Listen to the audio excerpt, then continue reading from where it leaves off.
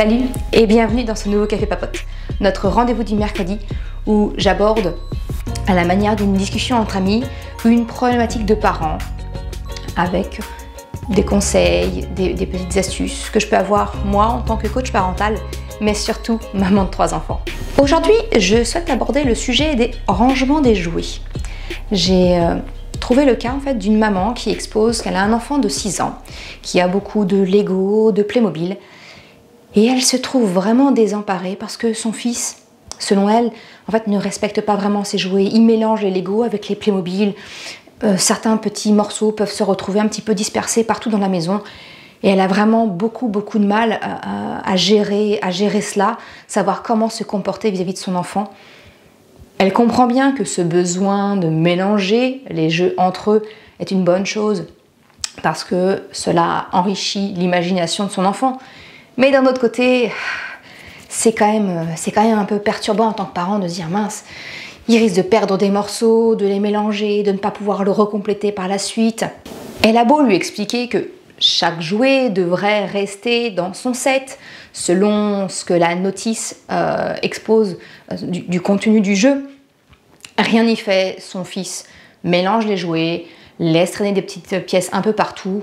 Et voilà, elle en retrouve vraiment disséminée dans toute la maison et elle ne sait plus comment réagir face à ça. Elle se pose donc la question de comment finalement réagir vis-à-vis de son fils par rapport à tous ces petits morceaux, le mélange des jeux entre eux, la perte potentielle de morceaux. Comment elle doit se comporter ou plutôt comment le convaincre en fait de laisser les sets bien rangés ensemble.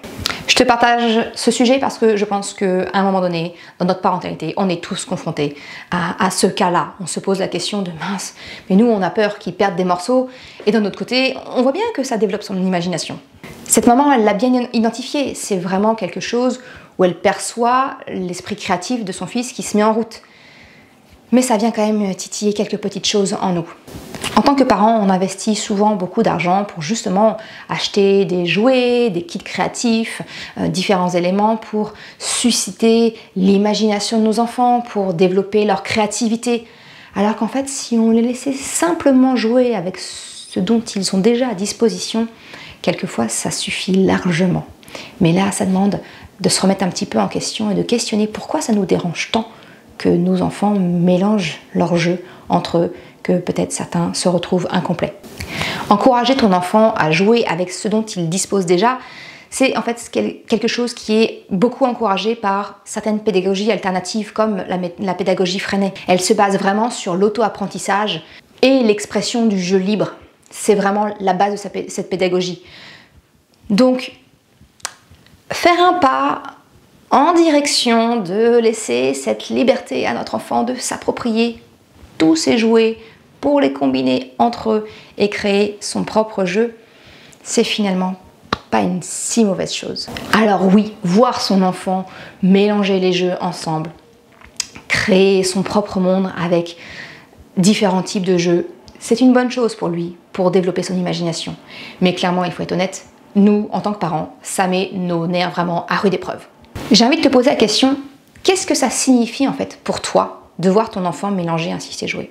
Si je te pose cette question, c'est que j'ai eu cette interrogation. La première fois où j'ai vu mon fils, mon aîné, Chocapic, commencer à mélanger les Playmobil avec les Lego, j'ai eu une bouffée d'air qui est montée comme ça, une crise d'urticaire qui est apparue, me dire oh, mon Dieu, il va perdre des morceaux, il ne prend pas soin de ses jouets. Ça va pas du tout, on mélange pas les Lego Harry Potter avec les Lego Reine des Neiges. Et après, ils ne pourront plus monter leurs éléments différemment. Ils seront plus complets et ça va être la bérésina, ça va être la crise, ils vont pleurer parce que le jeu ne sera plus complet. Moi, je serai vexée parce que j'aurai le sentiment que peut-être ils ne prennent pas soin de leurs jouets. Tu sais, quand il manque juste cette petite brique là, de rien du tout, qui fait que tu ne peux plus construire ton château, que tu ne peux plus construire l'élément requis. Là, voilà, ça c'est le scénario catastrophe pour le parent. Alors j'ai vraiment essayé de me battre contre cette envie qu'avaient mes enfants de s'approprier leurs jouets et de tout mélanger ensemble, la maniaque du contrôle que je peux être, avec laquelle je me bats régulièrement, parce qu'elle revient très souvent pour pointer son nez et essayer de remettre les choses telles qu'elle souhaite. J'ai essayé de créer des bacs personnalisés avec des étiquettes pour que ce soit le bac pour les Playmobil Chevaliers, les bacs pour les Playmobil Dragons, le bac pour les Lego Harry Potter, le bac pour le Lego de la Reine des Neiges. J'ai même été jusqu'à coudre des sachets de couleurs dans lesquels ranger les briques de Lego par couleur. J'ai été très très loin dans imaginer différentes solutions pour essayer que chaque chose ait sa place en pensant les aider en fait, en pensant les aider à ranger. J'ai même été jusqu'à passer plusieurs après-midi avec Choc-à-Pic pour reconstruire correctement le château de Poudlard, le sol cogneur de Poudlard, pour que ce soit tout bien, pour m'assurer qu'il y ait bien toutes les pièces. Au final, en jouant avec, naturellement, les châteaux se retrouvent démontés. Et c'est normal, c'est censé jouer, ce n'est pas de la décoration. C'est fait pour jouer, c'est fait pour vivre. Ce que je vais essayer de te montrer ici, c'est que même moi, moi la première, mea culpa, j'essaye de prendre contrôle sur les jeux de mes enfants, sur leur façon de jouer, leur façon de ranger. Mais c'est ma façon de ranger, c'est ma façon de jouer, c'est pas la leur. Du coup, ils sont pas obligés d'y adhérer. Je me suis posé beaucoup de questions sur moi-même, sur ce que ça me renvoyait, et j'ai envie de te poser ces mêmes questions. Qu'est-ce que ça te renvoie à toi quand ton enfant mélange différents sets de Lego ensemble, ou les Lego avec les Playmobil, voilà. Qu'est-ce que ça te rappelle à toi? De quoi as-tu peur? Comment c'était quand tu étais toi enfant et que tu jouais et que peut-être tes parents te demandaient non, range bien comme il faut, sinon tu risques de perdre les morceaux. Comment tu te sentais? Est-ce que tu te sentais frustré que justement on t'empêche certaines lignes imaginaires? Non, les Harry Potter, c'est les Harry Potter, et puis les Reines des Neiges, c'est la Reine des Neiges, et les deux n'ont pas le droit de se croiser. Voilà, qu'est-ce que ça te renvoie à toi? Ta propre histoire, à l'enfance que tu as eue, l'enfant que tu as été. Personnellement, mes peurs, et que je partage donc avec la maman qui a exposé ce cas, mes peurs, c'est que vraiment, ils ne perdent des morceaux, qu'ensuite le jeu soit incomplet. J'ai peur qu'il soit triste de ne plus avoir son château complet. Moi, en tant que parent, je serais déçue parce que j'aurais le sentiment que mon enfant ne respecte pas la valeur des jouets dont il dispose. J'ai peur qu'il ne prenne pas soin de ses affaires. Voilà toutes mes craintes, en tout cas, chez moi, qu'il y a vraiment derrière. Et même si le jeu n'est pas complet, qu'est-ce que ça fait réellement? Est-ce que c'est si grave s'il manque une pièce? Ton enfant, lui, ok, pourrait être déçu de ne pas le remonter. Mais est-ce que c'est pas une opportunité non plus de le responsabiliser sur le soin à apporter de ses affaires? Que si jamais effectivement une pièce disparaît, tu lui avais expliqué, tu lui avais donné l'opportunité de pouvoir prendre soin et de ranger pour retrouver la pièce. Elle n'est plus là. Ce n'est pas ta responsabilité en tant que maman de passer derrière pour ranger ses affaires. C'est à lui. La leçon à retenir pour lui, c'est justement de prendre soin de ses affaires. C'est vraiment une occasion de responsabiliser ton enfant par rapport à ses affaires, aux soins à y apporter. Par exemple, moi je communique mes craintes, mon besoin en tout cas de sécurité à mes enfants quand je vois une pièce de Lego qui traîne discrètement sous le meuble télé. Je leur explique clairement, là il y a un morceau qui n'est pas du tout à sa place. La pièce de vie, il ne doit pas y avoir de jeux qui traînent. Il y a la salle de jeu avec un bac spécial pour ranger les jeux qui sont en cours d'utilisation ou dans les chambres. Clairement, sous le meuble TV, ça n'a rien à y faire. Et alors j'ai l'excuse, on a un robot automatique qui passe automatiquement tous les matins. Je suis bien claire, si le robot aspire la pièce, ces poubelles, je ne vais pas mettre les mains dans le bac à poussière de l'aspirateur. Ça veut dire qu'il est perdu. Donc souvent, ça les encourage très fortement à récupérer la pièce discretos. Ils me la stockent dans leur salle de jeu, dans leur bac transitoire, ça ne me pose pas de problème. Mais ils sont au courant du risque d'être aspiré et d'être à la poubelle et de mon besoin que les pièces ne traînent pas dans les jeux ne traînent pas dans la pièce de vie.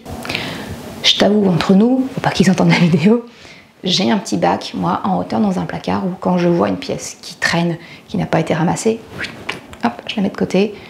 Voilà, je ne vais pas prendre le risque que l'aspirateur passe dessus et ne l'aspire. Mais je garde. Je garde et je ne mentionne pas. Alors quelquefois, ah maman, j'ai perdu, je ne trouve pas telle pièce. Ah bah oui chérie. Et je laisse mariner comme ça plusieurs jours. Jusqu'à ce que je fais, ah tiens, au fait, regarde.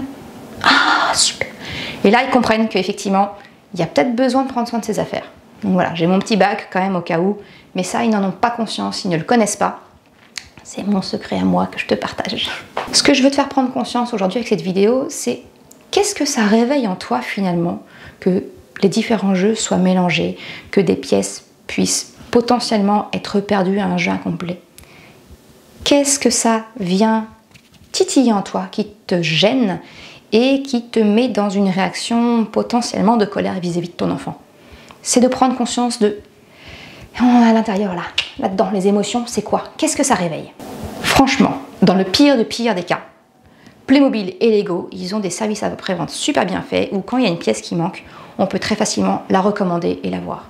Moi, je sais que quand on achète quelquefois des sets d'occasion et qu'il manque une ou deux pièces, on passe par leur service après-vente, on commande la pièce qui va bien et voilà, on la récupère. Donc ce que je veux dire par là, c'est que même si le jeu est incomplet, il y a toujours un moyen de venir réparer, entre guillemets, de corriger le tir. Mais la leçon la plus importante pour ton enfant, c'est d'être responsabilisé de ses affaires.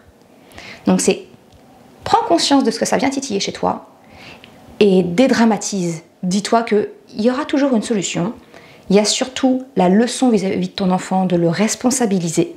Hein, c'est pas maman on compte pas sur maman pour passer derrière, pour ranger et récupérer. Non, ce sont leurs affaires. Si c'est mélangé, qu'ils ne trouvent pas leur pièce, c'est leur problème. Tu as exprimé ton besoin. Ils ont leurs besoins. Voilà. L'autre chose que je voulais te partager, c'est cette prise de conscience que, rappelle-toi dans ton enfance, vraiment, quand tes parents, peut-être, te disaient de ne pas mélanger les jeux. Est-ce qu'il n'y a pas une forme de... On te tue cette liberté, cette imagination? Bah, peut-être que c'est une bonne opportunité pour se questionner et le permettre à nos enfants. Parce que pour moi, tu le sais, je l'ai déjà partagé dans d'autres vidéos et maintenant sur le podcast, la parentalité, pour moi, je le vois vraiment comme une possibilité de remise en question de tous nos automatismes, de nos pensées automatiques, comme, mais non, un jeu, ça doit être le set du zoo, c'est avec le zoo, les Harry Potter avec les Harry Potter, que le Lego City commissariat, c'est avec le commissariat. Et si on remettait en question tout ça, est-ce que ce serait si grave, eh bien, que le commissariat vienne faire un tour avec le zoo? Voilà, est-ce que c'est pas plutôt bénéfique pour ton enfant? Je te pose la question. Personnellement, avec le recul, je me rends compte que, bah, justement, quand j'étais petite et que ma maman ou mon papa me disait non, non, tu ranges chaque chose à sa place, bah ouais, ça a peut-être un peu bridé certains de mes jeux. Alors maman, si tu regardes la vidéo, ne t'en veux pas, ne va pas te flageller, c'est ok, il n'y a pas de problème. Maintenant, en ayant conscience, moi, de cela, bah, je me dis qu'effectivement, je vais essayer, en tout cas, d'offrir cette liberté à mes enfants. Hein, je t'ai dit, hein, j'étais une maniaque du contrôle, donc, tu vois, j'ai essayé de contrôler. Là, aujourd'hui, je lâche un peu du lest et je leur laisse gérer. Je leur laisse gérer leur jeu, leur imagination, leur créativité et le rangement de leurs jouets. Donc, tu le vois, comme d'habitude, je vais avoir tendance à te questionner sur le pourquoi. Quel automatisme, voilà, remettre un peu en question l'automatisme de pensée que tu peux avoir. Qu'est-ce que ça suscite en toi? Quel est ton besoin? Exprime-le à ton enfant. Laisse ton enfant exprimer son besoin. Lui, il aimerait bien mélanger un peu les mondes. Et tu commences à me connaître, je t'encourage à trouver le compromis pour que vos besoins à tous les deux soient satisfaits. Pose-toi avec lui et discutez. Quelle solution vous pourriez imaginer qui vous permettrait de satisfaire le besoin d'imagination de ton enfant et de jouer avec ses jeux librement, et ton besoin à toi d'être assuré que les jeux vont rester complets, qu'il ne va pas y avoir des morceaux partout éparpillés dans la maison. Voilà, exprimer chacun son besoin et essayer de trouver un terrain d'entente. Alors pour la dernière partie de cette vidéo, je vais t'expliquer un petit peu mon organisation actuelle avec mes enfants. Alors après avoir donc fait des bacs avec des étiquettes bien précises, voilà, comme je te l'ai expliqué en début de vidéo, d'avoir cousu des sacs pour les Lego spécifiques. Aujourd'hui, on est sur un modèle un peu hybride, j'aurais envie de dire. Ma règle de base, elle est simple. Aucun morceau ne doit traîner dans les pièces de vie. Ça, je suis claire dessus. Ils le savent, l'aspirateur, hein, j'ai l'excuse de l'aspirateur qui passe. Mais clairement, je ne veux pas voir de morceaux. Ils ont le droit de jouer effectivement dans les pièces de vie, il n'y a pas de problème. Mais dès qu'ils ont fini, je ne veux voir aucun morceau qui traîne par terre. ils ont dans leur salle de jeu 3 bacs, un pour chacun, à disposition, qui leur permettent de ranger les jeux avec lesquels ils jouent en bas. Ok, pas de problème. Après, mes 2 grands ont dans leur chambre des bacs pour ranger leurs Lego et leurs Playmobil, leurs Barbie, voilà. La condition pour ces fameux bacs dans la salle de jeu, c'est qu'ils ne doivent pas se remplir jusqu'à déborder, voilà. C'est vraiment dès lors qu'il y a un nouveau jeu qui intègre le bac, il y en a un qui doit rentrer soit dans leur rangement, dans leur chambre respective, soit, moi on pratique le roulement des jeux, notamment avec Krapopoulos, parce qu'il a 2 ans et demi, et donc ranger les jouets pour lui c'est compliqué parce qu'il va tout sortir, donc je limite le volume qu'il peut sortir, il n'a que quelques jouets à disposition, et quand il en veut un spécifique qui n'est pas à disposition, la règle elle est simple, il y a un jeu qui sort du dressing contre un jeu qui re-rentre dedans. Donc c'est pareil pour leur bac. Leur bac, je leur demande simplement, tant que vous jouez avec ce qu'il y a dedans, ok, dès lors que vous redescendez un nouveau jeu, alors il y a un jeu du bac qui doit remonter pour être rangé dans sa chambre. Ça, c'est ma règle de base. Donc dans leur chambre, notamment Chocapic, il a tous ses bacs pour les Playmobil, il a ses Lego qui sont installés sur une étagère à portée de main pour pouvoir jouer. La seule chose que je leur demande, c'est qu'effectivement, on puisse facilement faire la poussière. Le jour du ménage, c'est qu'on puisse facilement faire la poussière, et règle de tous les jours, je dois pouvoir marcher dans sa chambre sans marcher sur une brique de Lego ou un bras de Playmobil qui va me défoncer le pied. Voilà, je veux juste que le sol soit ok. Donc il a une table basse en fait dans sa chambre pour pouvoir jouer, donc il met ses jeux dessus, comme ça le sol reste vraiment accessible, et je lui demande juste que le jour où il y a le ménage, qu'on puisse faire la poussière facilement dessus. Donc il met dans ses bacs comme il veut, maintenant je le laisse se débrouiller, il en est complètement responsable. Choupinette, elle a revu un petit peu son organisation, elle avait la même chose, elle avait tous ses bacs dans sa chambre, et puis à sa demande, elle s'est rendue compte qu'elle avait du mal à gérer le rangement, parce qu'avec beaucoup de jouets à disposition, elle avait encore cette tendance à en sortir, et du coup, ça faisait trop à ranger derrière. Elle avait du mal à s'astreindre à ranger au fur et à mesure. Donc sur sa demande, elle m'a demandé de revenir à la formule de roulement des jeux. Donc elle a 2 ou 3 bacs dans sa chambre, pas plus. Le reste des meubles, c'est vidé en fait, elle s'en sert maintenant comme bibliothèque, mais on a enlevé tous les bacs. Et elle a 1 ou 2 bacs dans sa chambre avec lesquels elle joue, et dès lors qu'elle veut jouer avec un autre type de jeu, c'est un bac contre un bac, voilà, on échange. Mais c'est vraiment à sa demande parce qu'elle sentait qu'elle débordait, qu'elle n'arrivait pas à gérer le rangement. Donc ça, c'est notre organisation aujourd'hui. C'est pas dit que ça ne change pas demain, parce que les besoins peuvent changer. Moi, mon besoin va être constant sur la pièce de vie et le fait qu'il n'y ait pas des jeux absolument partout, mais leurs besoins, voilà, peuvent évoluer, et donc on renégocie, on retrouve un compromis qui va bien avec tout le monde. Donc en conclusion de cette vidéo, si je reviens à cette maman avec son petit garçon de 6 ans qui mélange les Playmobil et les Lego et qui en trouve un peu partout, ma conclusion c'est: je t'encourage à questionner qu'est-ce que ça réveille en toi.